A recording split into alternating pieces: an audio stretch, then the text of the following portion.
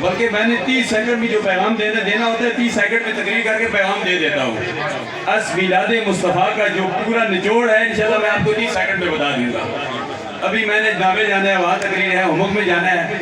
تو بہت ساری تقریبات ہیں، دورداد ہو، تو ساری تقریبات یہاں ابتدا سے لے کر انتہا تک میں ہوتا تھا، لیکن کچھ معاملات ہیں دن بدن جلوس یہ سلسلے بڑھ رہے ہیں۔ انشاءاللہ عزیز محترم انجینئر محمد طیب میلادی گولڈ میڈلسٹ وہ انشاءاللہ جلوس کی آخر تک جو قیادت کریں گے انشاءاللہ العزیز، میری نمائندگی کریں گے، تو الحمدللہ العزیز۔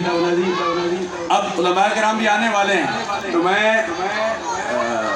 سرکار عبد کرام صلی اللہ علیہ وسلم کی آمد پر سیرت کی بیٹی صدر کینٹ کو دل کی گہرائیوں سے مبارکباد پیش کرتا ہوں۔ اور آج یہ میلاد مصطفیٰ کا یہ جلوس، یہ رونقیں، یہ بہاریں، یہ کیوں ہیں؟ میں اپنے آپ سے پوچھوں، اور اسی طرح محمد افضل عطاری صاحب سے پوچھوں، جانشین ریاض الملت علامہ صاحبزادہ محمد عثمان خان واجد صاحب سے پوچھوں، ڈاکٹر محمد شعبان حقانی آوان سے پوچھوں، سب سے پوچھوں، سوال کروں تو سب فی البدی یہی جواب دیں گے، چاہے میجر یاسین صاحب کے برادر عسکر ہو، سب فی البدی یہی جواب دیں گے